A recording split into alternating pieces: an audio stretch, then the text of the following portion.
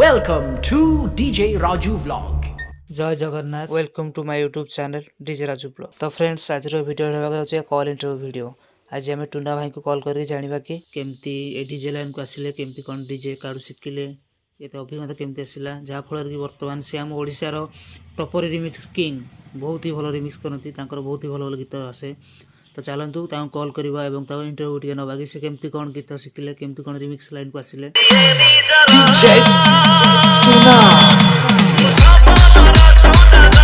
2000 years later. Tuna ଭାଇ ନମସ୍କାର। ହଁ ନମସ୍କାର। ମୁଁ ଡିଜେ ରାଜୁ ଢେଙ୍କାନାଳରୁ କହୁଥିଲି। ହଁ ଭାଇ କୁହ। କହିଲି ଆଉ କେମିତି ଅଛନ୍ତି ଆପଣ? ହଁ ସୁଖେରାମ ଭଲ ଅଛି ଆଉ ତ ତମେ ଭାଇ କେମିତି ଅଛ ଭାଇ? ହଁ ଭାଇ ମୁଁ ଭଲ ଅଛି। ତ ଭାଇ ମୋର ଗୋଟେ ୟୁଟ୍ୟୁବ ଚ୍ୟାନେଲ ନୂଆ କରିଛି ଡିଜେ ରାଜୁ ବ୍ଲଗ। ଆଚ୍ଛା ଆଚ୍ଛା ଆଚ୍ଛା। ତ ସେଇ ଚ୍ୟାନେଲରେ ମୁଁ ଇଣ୍ଟରଭ୍ୟୁ ଟିକେ ଅପଲୋଡ କରିବାକୁ ଚାହୁଁଛି। ତ ଆପଣ ବର୍ତ୍ତମାନ ଫ୍ରି ଅଛନ୍ତି? ହଁ ମୁଁ ଫ୍ରି ଅଛି ପୁରା। ତ ଆପଣଙ୍କ ମୂଲ୍ୟବାନ କିଛି ସମୟ ମତେ ଦିଅନ୍ତୁ। ଗୋଟେ ଆଜି ମକରରେ ଚ୍ୟାନେଲରେ ଗୋଟେ ଅପଲୋଡ କରିବା ଗୋଟେ ଆପଣଙ୍କ ଇଣ୍ଟରଭ୍ୟୁ ବ୍ଲଗଟେ।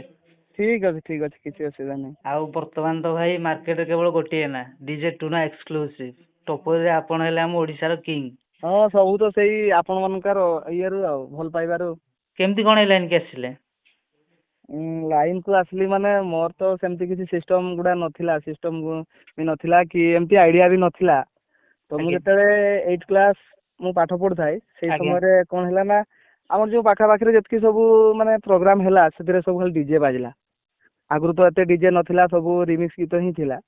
ତାପରେ ଯେତେବେଳେ ବାଜିଲା ସମସ୍ତଙ୍କ ନାମ କହୁଛି, ଆମ ଗାଁ ଗୋଟେ ପିଲା ବି ସିଏ ଆଗରୁ କଣ କରୁଥିଲା ନା ମାନେ ଅଲଗା ଗୀତରେ ମାନେ ଲୋକଙ୍କର ଗୀତରେ ସିଏ ତାର ନାମ ପୁରେଇ ଦଉଥିଲା, ବୁଝିପାରିଲ। ଆଜ୍ଞା ତ ଯେତେବେଳେ ଆମ ପାଖାପାଖି ତାର ଗୋଟେ ଡାଉନଲୋଡ ଦୋକାନ ଥିଲା, ତ ପାଖାପାଖିରେ ଯେତେବେଳେ ଯିଆଡେ ବି ମାନେ ସାଉଣ୍ଡ ବାଜିବ ତାହାରି ନାମ ଚାରିପଟେ ହିଁ ମାନେ କହୁଥିବ ଚାରିଆଡେ, କାରଣ ତା ପାଖରୁ ହିଁ ଗୀତ ଗୁଡା ଡାଉନଲୋଡ କରନ୍ତି ନା ସବୁ। ଆଜ୍ଞା ସେତେବେଳେ ଏତେ ଅନଲାଇନ ଯୁଗ ନଥିଲା, ତ ସେଇଠୁ ତାପରେ ମୁଁ ବି ଭାବିଲି ଯେ ମୁଁ ବି ଏଇ ଲାଇନକୁ ଟିକେ ଓହ୍ଲେଇବି। ତ ସେତେବେଳେ କ୍ଲାସ 8, ପାଖରେ ଗୋଟେ ବଡ ମୋବାଇଲ ବି ନାହିଁ, ଛୋଟ ମୋବାଇଲ।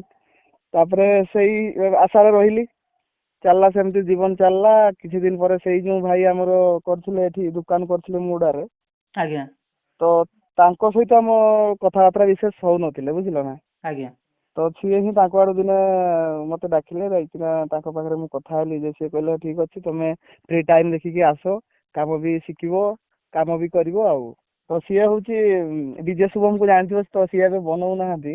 ତ ତାଙ୍କ ପାଖରୁ ମୁଁ ଆଗରୁ ଶିଖୁଥିଲି, ବୁଝିପାରିଲ। ତ ମୋ ସେମିତି ସିଷ୍ଟମ ବି କିଛି ନଥିଲା, ତାଙ୍କରି ପାଖକୁ ଯାଏ ଫ୍ରି ଟାଇମ ରେ। ଏଇ ଏମିତି ଆସ୍ତେ ଆସ୍ତେ କରି ଆଗେଇଲି ଆଉ, କାମ ଆଗେଇଲି, ନିଜେ ସିଷ୍ଟମ କଲି, ସେମିତି ହିଁ ଚାଲିଛି ଆଉ। ଆଚ୍ଛା। ତ ଭାଇ ଆପଣ ତ ମୁଁ ଶୁଣିବାକୁ ପାଇଥିଲି କି ଆପଣ ବି ପିଲାମାନଙ୍କୁ ଶିଖାନ୍ତି, କ୍ଲାସ କରନ୍ତି, ତ ସେସବୁ କ'ଣ କେମିତି ଚାଲେ? ହଁ ଶିଖେଇବା ପାଇଁ ତ ବହୁତ ଇଚ୍ଛା, ହେଲେ ବିଶେଷ ତ ଟାଇମ ଦେଇ ହୁଏନି କି ପାଇଁ ନା ସବୁ ଗୁଡା ଦେଖତେ ହଉଛି, ପାଠ ପଢା ବି ଦେଖତେ ହଉଛି, ଘରକୁ ବି ଦେଖତେ ହଉଛି, ଡିଜେ ଲାଇନକୁ ବି ଦେଖତେ ହଉଛି। ତ ଶିଖେଇବା ପାଇଁ ହେଲେ ଟିକେ ଟାଇମ ଦରକାର। ଗୋଟେ ପିଲା ଶିଖିବ ମାନେ ତାକୁ ତ ଟିକେ ନିହାତି ଆମର ହିଁ ବେଶୀ ଟାଇମ ଦେବା ପାଇଁ ପଡିବ। ଯଦି ଆଜ୍ଞା ଟାଇମ ନ ଦେଇ ପାରିଲେ ତ ସିଏ ତାକୁ ଯେଟା ଆମେ ଦେଖେଇଥିବା, ସେ ଯୋଉଟା ପ୍ରାକ୍ଟିସ କରିବ ସେଇଟା ସିଏ ବୁଝି ପାରିଥିବ କି ନ ବୁଝି ପାରିଥିବ। ଆମେ ଯଦି ତାକୁ ଭଲସେ ଟାଇମ ଦେଲେ ତ ସିଏ ଆରାମସେ ଶିଖି ପାରିବ। ତ ଏବେ ବି ଶିଖୁଛନ୍ତି କିଛି ପିଲା, ଝାଡଖଣ୍ଡ ଏରିଆର କିଛି ପିଲା ଶିଖୁଛନ୍ତି, ଆଉ ଓଡିଶା ପିଲା ବି କିଛି ଗୁଡା ଶିଖିଥିଲେ। ଆଚ୍ଛା ସାର୍, କ'ଣ କି ଏବେ ଆପଣ କୋର୍ସ କଲେ କେମିତି କ'ଣ ପ୍ରାଇସ୍ ରହୁଛି ଆପଣଙ୍କ ପାଖରେ? କୋର୍ସ କଲେ ଦେଖ, ଯିଏ ଅଫଲାଇନ କୋର୍ସ କରିବ ତ ଆଜ୍ଞା ତାଙ୍କୁ ଆମେ ବେଶୀ ଡିମାଣ୍ଡ ରଖିନେ, କି ପାଇଁ ନା ଯେହେତୁ ସିଏ ଆସିବ, ଗୋଟେ ଧରାଯାଉ ସିଏ ଅଦର୍ସ ଡିଷ୍ଟ୍ରିକ୍ଟରୁ ଆସିବ ସେ ପିଲାଟା, ତ ନିହାତି ତାର ଖର୍ଚ୍ଚ ବହୁତ ଗୁଡା ରହିବ। ତ ଆଜ୍ଞା ଖର୍ଚ୍ଚ ରହିବା ହେତୁ ସିଏ ଶିଖିବାଟା ମାନେ ହେଇପାରିବନି ଏତେ, ମାନେ ଯଦି ଆମେ 10,000 ଟଙ୍କା ନେଇ ନେବା ଆଜ୍ଞା ତାହେଲେ ତାକୁ ମାନେ ଯିବା ଆସିବା ହେଇକି ତାକୁ 15-18 ହଜାର ଲାଗିଯିବ। ହୁଁ ତ ସେଥିପାଇଁ ଆମେ ରଖୁଛେ ଯେ ଯିଏ ଆସିକି ଶିଖିବ ତାକୁ ବିଶେଷ ଡିମାଣ୍ଡ ନାହିଁ, ତାକୁ ଟିକେ କମ ସମୟରେ ଆମେ ଶିଖେଇଦେବା। କିନ୍ତୁ ଯୋଉମାନେ ଅନଲାଇନ ରେ ଶିଖିବେ, ଅନଲାଇନ ରେ ଶିଖତେ ହେଲେ ଦେଖ ଆମେ ଯୋଉ ସ୍କ୍ରିନ ଟା ଆମେ ଦେଖେଇବା, ତ ସ୍କ୍ରିନ ଟା ସେଇ ସବୁ ନେଟ ଦ୍ଵାରା ହିଁ ଚାଲିବ ନା। ହୁଁ ତ ଯେତେ ଘଣ୍ଟେ ହଉ କି 2 ଘଣ୍ଟା ହଉ ପାର ଡେ କ୍ଲାସ ହେଲେ ତ ଆମର ସେଇ ହିସାବରେ ଆମ ଡାଟା ବି ଯାଉଛି। ତ ସେଇ ହିସାବରେ ଆମେ ଅନଲାଇନ ରେ ନଉଛି, ମୁଁ ଟପରି କ୍ଲାସ ନଉଛି 6,000 ନଉଛି। ଆଉ ଆପଣ ଧରନ୍ତୁ ଆପଣଙ୍କୁ କିଏ ଜଣେ କଣ୍ଟାକ୍ଟ କରିବ କି ଭାଇ ମୋର ଭଏସ୍ ଟ୍ୟାଗ ବନେଇବାର ଅଛି କି ଇଏ ବନେଇବାର ଅଛି, ଆଉ ମୋ ନାଁରେ ଟ୍ରାକ୍ ଆପଣ ବନେଇ ଦିଅନ୍ତୁ, ତ ସେସବୁ ପାଇଁ କ'ଣ କେମିତି ଚାର୍ଜ ନିଅନ୍ତି? ଟପରି ପାଇଁ କେତେ ନିଅନ୍ତି, ଇଡିଏମ୍ ପାଇଁ କେତେ ନିଅନ୍ତି? ଟପରି ପାଇଁ ତ ମୁଁ 300 ହିଁ ରଖିଛି। ଯିଏ ଧରା ଯୋଉ କଣ୍ଟିନ୍ୟୁ ବନେଇଲା କି ଗୋଟେ କଲେକ୍ସନ ବନେଇଲା ତାକୁ ତ କିଛି ଡିସକାଉଣ୍ଟ ଦେବା ପାଇଁ ପଡିବ ନା ଆମକୁ। ଧନ୍ୟ ଜଣେ ପିଲାଟା 10ଟା ଗୀତ ବନେଇଲା ତାକୁ ଆମେ 2000 ଟଙ୍କା ନିଆଯାଏ 10ଟା ଗୀତକୁ, ଯଦି ଟପରି ସିଏ ବନେଇଲା। ଆଜ୍ଞା ଆଉ ଯଦି ସେ ଗୋଟେ ବନେଇଲା ତାକୁ ସେଇ 300 ହିଁ ନିଆଯାଏ। ଆପଣଙ୍କୁ ମୁଁ ଧନ୍ୟବାଦ କହିବାକୁ ଚାହିଁବି କି ଆପଣଙ୍କର ମୂଲ୍ୟବାନ ଏତିକି ସମୟ ମୋତେ ଦେଇଥିବାରୁ। ତୁମକୁ ବି ମଧ୍ୟ ଧନ୍ୟବାଦ, ଯାହା ହଉ ଗୋଟେ ଭଲ ବ୍ଲଗ ଚ୍ୟାନେଲଟେ ଖୋଲିଛ।